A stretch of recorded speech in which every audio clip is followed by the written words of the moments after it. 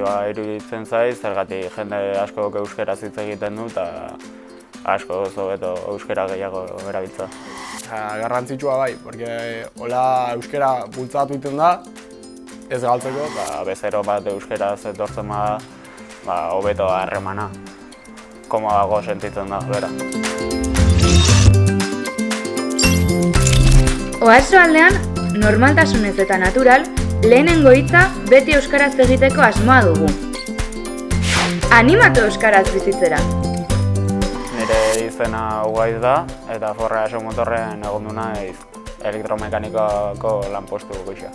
Nire izena Aimar da, 18 urte ditut, eta egondu naiz Eko Ozean enpresan, dela barku bat, iten ditula muestreuak eta balizamendua jarri. Boskon ikasi duten guztia praktikan jarri dut, eta ondo jonda. Eskola honetan ikasitakoa beste barkuak behiratzen eta amarratzen barkua eta holako hauzetan bai, praktikan jarri dut bai.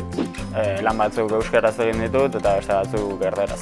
Segun ze pertsona zen, euskaraz bat zekien, euskaraz, bestela gazteleraz. Badakinak beti euskaraz egiten.